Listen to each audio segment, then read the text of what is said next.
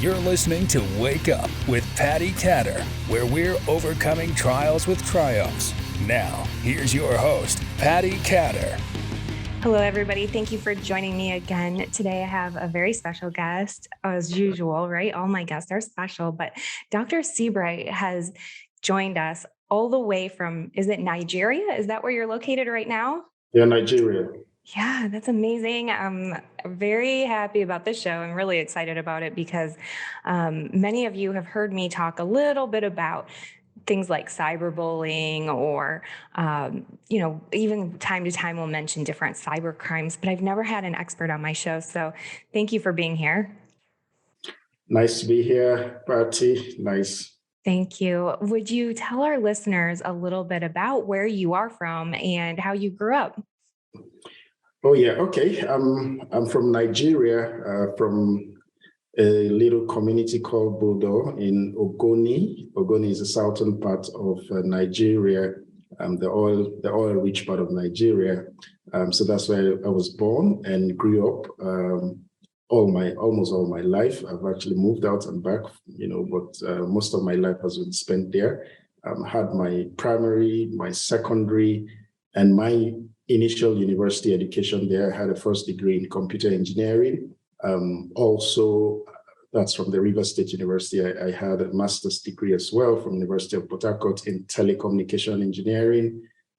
I have had about 2 decades of experience in different areas of the information technology spectrum, starting out as a system administrator, going into programming, going into GIS, that's Geospatial analysis, and then ending up in cybersecurity and digital forensics. I also have another master's degree from the University of the Cumberlands in the United States of America.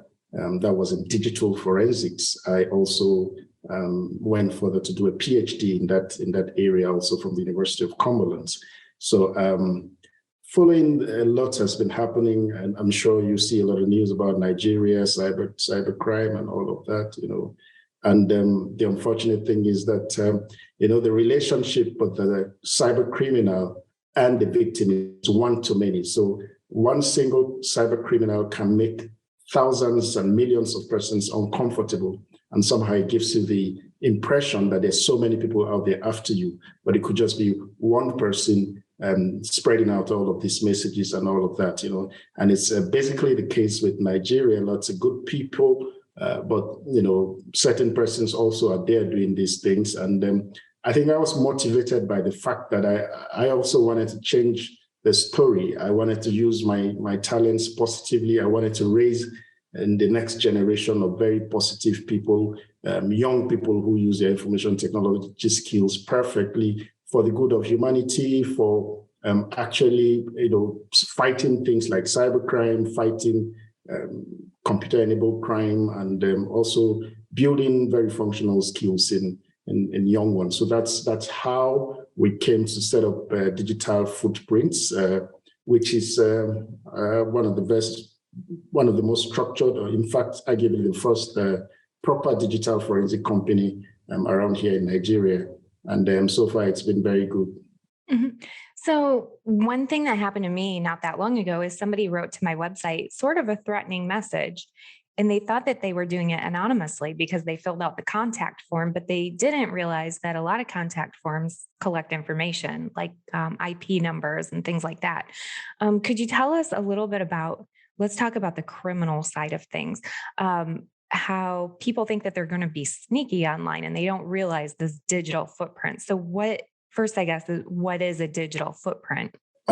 It's basically what you have in the terrestrial world. You walk on a beach, you walk outside, you leave your footprints. The same thing in the terrestrial world happens in the digital world. So anytime you interact with an electronic device, you also leave your digital footprints. And in this case, if we zero in into the internet, so basically that would be a trail of data you leave behind, basically when you use the internet. And then this could either be active or passive. So for instance, active are the ones you voluntarily give up. So when you want to register for some service online, you put your email, you put your name, date of birth, and all those ones.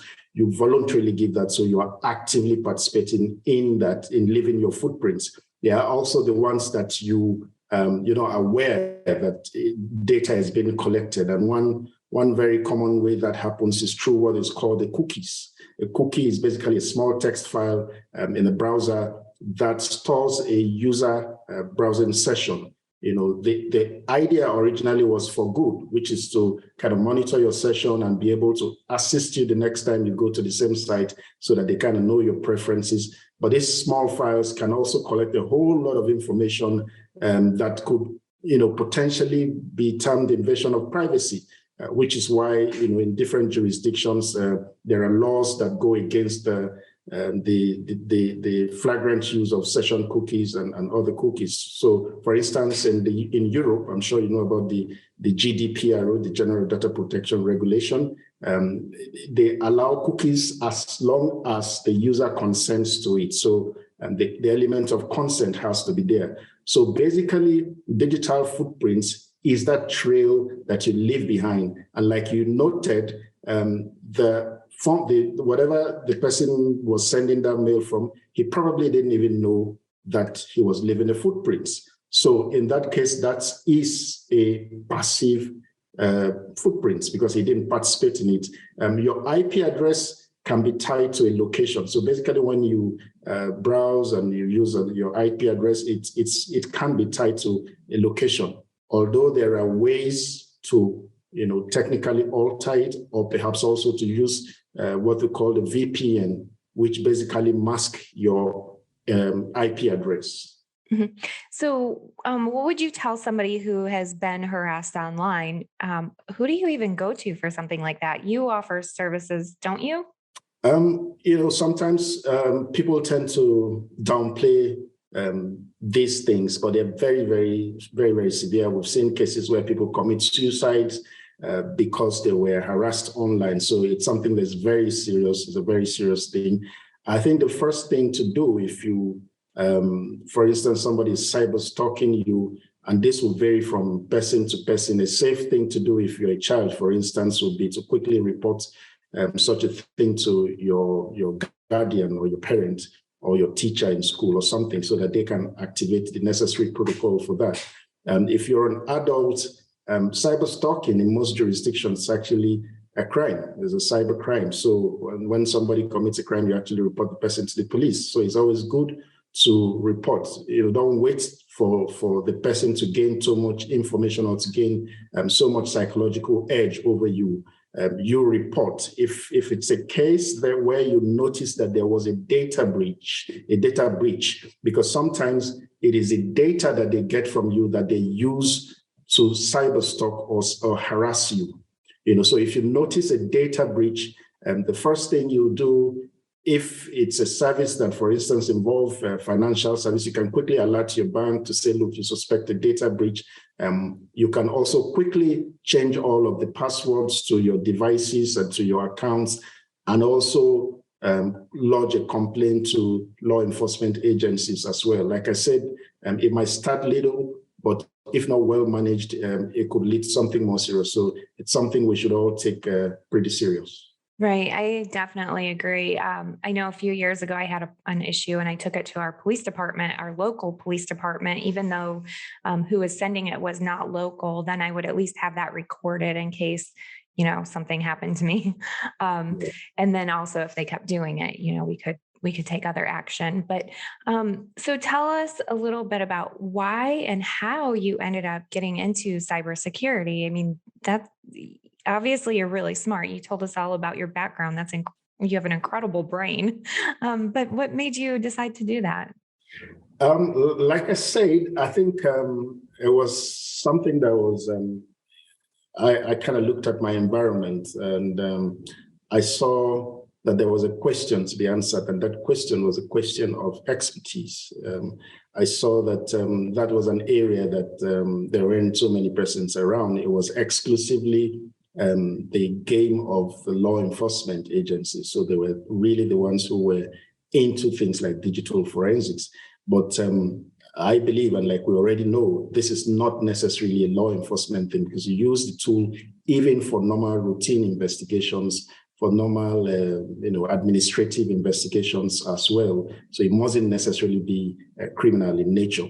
But like there are lots of stories about caseloads of cybercrime in Nigeria and all of that. So I was motivated by the fact that one, I like to solve problems. I'm inclined to, it's an exploratory discipline. It's a discipline that when you start, you probably don't know where you're going to end up in trying to look for what you're looking for. So I naturally am kind of attracted to those kind of solving problems in that regard. But particularly in this instance, which is to solve cases as it concerns cybercrime.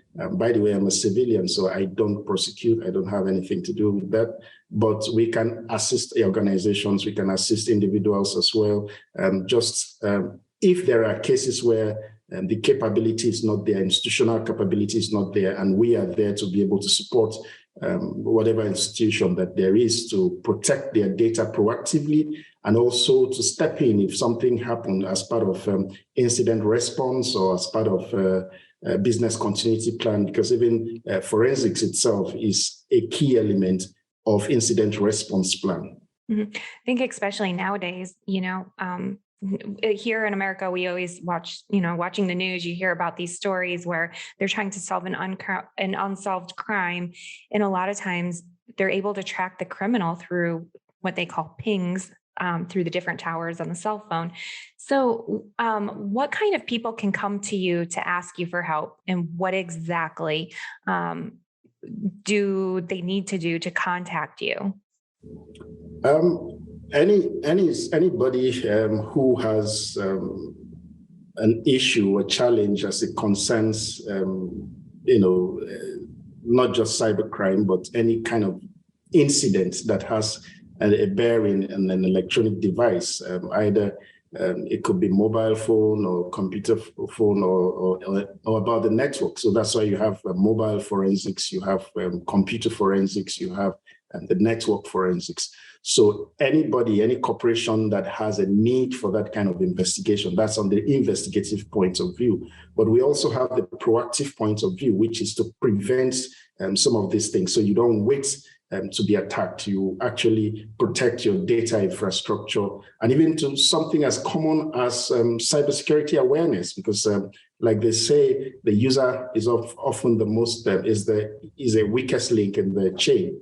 So we do all of that, from the simple things of cybersecurity awareness to the complex things of securing your network infrastructure, your computing infrastructure. And also, should there be an event, a cyber incident or whatever incident that affects your network infrastructure or information technology infrastructure, we can also come in terms of investigation and also ensure that you have a seamless business continuity plan. Mm-hmm. What are your social media accounts or your website address? Okay, our website address is www.digitalfootprints. So I'm going to spell it DIGITALFOOTPRINTS. It's the plural, .ng. We're a Nigerian company, so it's a .ng. I'm proud of it. Yeah, and if you're watching, you're going to see the website on your screen. If you're listening to the show on the radio or on a podcast at all, then you're going to be able to find in the show notes the address for the website for Dr. Sibe. Now, what would you tell somebody out there who's listening? And I mean, they have no security on, and they use the same passwords all the time. I mean, it's really annoying to have your credit card information stolen or things like that. I mean, it's happened to me 3 times now. Yeah, starting from the last thing you mentioned, which is your credit card. Once you have an idea or you suspect that your credit card has been breached or stolen, I think it's always very good to quickly report to your financial institution. That said, I think let's go to the very basic thing you need to do from time to time. So there's this thing I like to do, which I advise everyone to do, which is to check yourself out on the search engine, type your name, see what comes out, see the footprints you have out there, see if you left too many information anywhere. And the good thing is that most of the data protection regulations across the world do have provisions where you could actually reach out to the company that you gave that information to say, look, I don't want this out there anymore. So from time to time, you check out your footprints, and there are also ways to automate these. For instance, I think Google has what they call Google Alerts, which you could type what you want Google to periodically check for new information, just in case there's a new information about you or about the keyword under review. And then there are also very basic things which we take for granted. For instance, a lot of persons just, you see a public Wi-Fi and you just jump in and start using it. That is very, very easy for someone to compromise. Using man-in-the-middle attack, or it's very easy for somebody to compromise your browsing session. Also, from time to time, if you particularly are doing something very sensitive, you use VPN as well. And your passwords, use very strong passwords. I know we all suffer from password overload sometimes, but it's something we really need to continue that practice of making sure that you have a very strong combination, 8 and above characters mixed with lowercase, uppercase, and special characters. Also, password all your devices, and then if there's any issue, quickly report any breach. Also, make sure you turn off your geolocation tool, particularly when you don't really have any need for it, because that can give away your location. And if the cyber stalker or the person doing the cyberbullying has particular interest in your location, you'll be giving your location too easily, and that isn't good. Also, log out of devices that you're not, or when you're done using it. Basically, these are some of the basic tips to help your, because all of these things shape your online reputation. You never can tell who's checking you out there. You could be applying for a job, and the first thing your would-be employer does is to simply type your name online. And anything he sees, he might decide not to go ahead or to stop there or to reach out to you. Mm-hmm. Absolutely. As a parent, I've Googled a couple of my daughter's boyfriends. and most of the time nothing will pop up. But one time I'm like, oh my goodness, did you know this? And she didn't know that. And so yeah, that's the thing, the online reputation. Over time, all of these little footprints you leave out there, and just for purposes of educating your viewers, the footprints is not always something that is negative.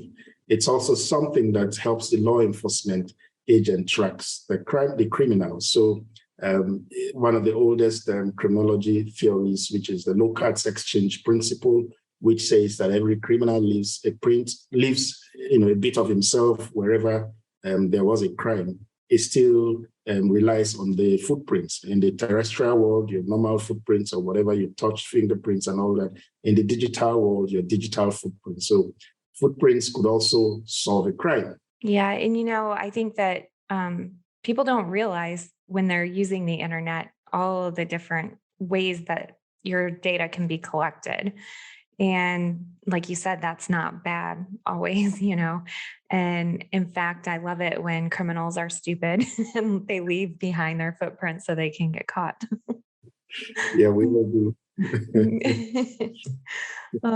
So one question I ask all of my guests on my show is, what is one obstacle that you've had in life, and how did you overcome that obstacle, or are you still overcoming it? Well, I come from a very challenging part of Nigeria, where getting access to quality education was a problem. I come from a family where education is given high premium. So my dad was a school teacher. My dad also was trained in America, so I kind of grew in that environment where I knew what quality education was. And here I was at some point I felt I wasn't going to get a very good education because I didn't want to go to the schools around here. So I think one of the big obstacles for me was One, growing up without a dad because, my dad died when I was young. So that was a big setback for me personally as his only, I'm my mom's only son, his only son. So that was a big obstacle. The next big obstacle was trying to get a good education. So the schools around here at the time didn't quite give me what I wanted, but I decided that I was not going to be limited by my environment. So I started very early in life to reach out, to read very wide and not to allow myself fall by any local standards. So I reached out and started to, I look out for the best people out there. I still do that today. I check out for people who are quite illustrious in my discipline, who have made a name for themselves. And I try to see, okay, what can I do to get better or even to get as good as they are? So I think that is what is kind of paying off, the fact that I invested my youth properly, the fact that I was lucky. My father left a legacy of education, a big library of books. And so I started reading things very early in life. I think that is what has buoyed me and propelled me to this point. And I haven't even started. I'm still at the very basic level of what I think I should be. So it's a continuous struggle. But in doing that, I have three kids. So I try to also make sure that I set a very good example for them too. And that you have. I've read your biography, and if you're listening to the show right now, you'll be able to read Dr. Sibe's bio in the notes. And it's really impressive because honestly, when I found your website, my first thought was Nigeria has this amazing company. And I was kind of surprised because of all the information I've read on Nigeria. It seems like the education part of everything is challenged over there. And it seems, now correct me if I'm wrong, which I very well could be, but it seems like a more economically challenged area of the world. Yeah, Nigeria is challenged, and particularly why it's very striking is because Nigerians are very smart people and very good people too. So you see Nigerians all over the world. They're the best doctors, the best teachers, they're the best in everything they do. But unfortunately, the system here really isn't working. So that has been a challenge here. So I think when we started Digital Footprints, like I said, I didn't look around here. I looked at the best. I looked at how the best laboratories were running. I looked at how the best digital forensic laboratories were running. I looked at the kind of certifications out there. So I wasn't going to be a local champion. I wanted to get the certifications that the best are having in the United States, in Great Britain, in Korea, in all of the good places that we look up to. I wanted to get all those skills, and that is what informed our precision in planning, our design, our philosophy. We have a very strong research and development culture. We spend almost a year trying to get our staff to get up to speed, to get better than anything around here. So the big thing out there is because we have been able to set a standard that is not local. While we're solving local problems, we look up to the best standards out there to shape our local solutions. Well, you're doing a great job, and I think that your dad would be very, very proud of you, to say the least. I did notice too that you had been recognized by Forbes, which is a huge accomplishment.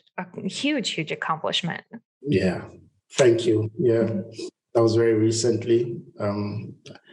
Well, I didn't know it was going to attract as much congratulations that I got. I was kind of overwhelmed by it. Yeah, but that just happened recently. Forbes is a great organization, and it's a great community, and that community gives you the leverage to share your ideas. You're a thought leader, you should be able to share your ideas, and Forbes is a very fantastic platform to do so. There are lots of very top-rated people, CEOs, CIOs, top executive, technology executives in the Forbes Technology Council. So, yeah, it's a great honor to be in the council and to leverage the platform to be able to share our technical knowledge and our technical insight ultimately for the good of humanity. Well, what an inspiration you are. I mean, really, anybody who's listening to this, it doesn't matter where you come from. It doesn't matter what your challenges are. If you really put your mind to do something, I mean, you just proved, Dr. Sibe, that you can do it. You just plow past those obstacles. You just keep going, right? Yeah, thank you. Thank you for the kind words. We go through lots, and I already shared my background, losing my dad at a very early age, and then was someone I looked up to a lot. And I didn't have any big brother or any big uncle out there in the kind of space I wanted, but I didn't have any standard that was very close to me. So what I did was I created my standard. I created the thing I wanted to be. I created an image. And because I felt no one also would comprehend what I wanted for myself, I used to keep it to myself. I didn't want anybody to discourage me. So I set a very high standard and I kept it to myself. So I started to work towards it, to dream. I still have a lot of dreams that I am still pushing and still, working towards, which sometimes I don't share because I don't want anybody to discourage me. I want to stay focused on being the best man I can be. So to your audience out there, yes, you can overcome any obstacle, any deprivation, whatever your background is. They tell you Nigeria is not good, but I'm in Nigeria and we're doing a good job, and I'm not alone. There are lots of people here, brilliant people also contributing to that effect. So you can do anything as long as you work towards it, you have your mind focused, and you don't set local standards, don't conform to things that are not up to speed, up to standard that you'd like to achieve. I love that. So not only did we talk about the digital footprint, but we also covered creating your own footprint. Yeah. It's amazing. I'd like my children and my great-grandchildren to look back and see my footprints and be proud of who their dad and their granddad and their great-granddad was. Oh, I love it. Love it. Thank you so much for spending some of your valuable time with me. I appreciate it, and I'll never forget our time here. And I think that this show is going to help many people for various different reasons. Besides learning a little bit more about your digital footprint, you had some amazing advice to pass on to my listeners. So thank you very much for that. Thank you, Patti. It's been an honor, a very huge honor to be on your show. It's very, very interesting that you reached out all the way through many time zones to somebody in Nigeria, somebody in the African space. So it speaks a lot about you, about your concern for humanity and for everyone. And I'm grateful for that. I had to check your footprints, by the way, before I accepted. Yes, do it. Well, thank you. And I do appreciate that. And I love hearing from people all over the world. I think it's so important, especially when we try to teach our children things. We have to learn to understand each other and work together to really improve the world. And you're definitely doing that. And I'm very proud to now know you, and I appreciate you. So thank you. Thank you. I appreciate it. Thank you. Thank you. Thank you, everybody, for listening. And make sure you go over to digitalfootprints.ng, correct? Yes, that's correct.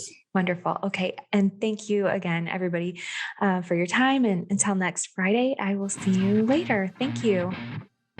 Thank you for listening. Please head over to pattikatter.com for the latest updates on Patti, her talk show, and what she's up to. You can also find her on Amazon TV and Roku, and on Facebook, Instagram, and Twitter @Patti Katter.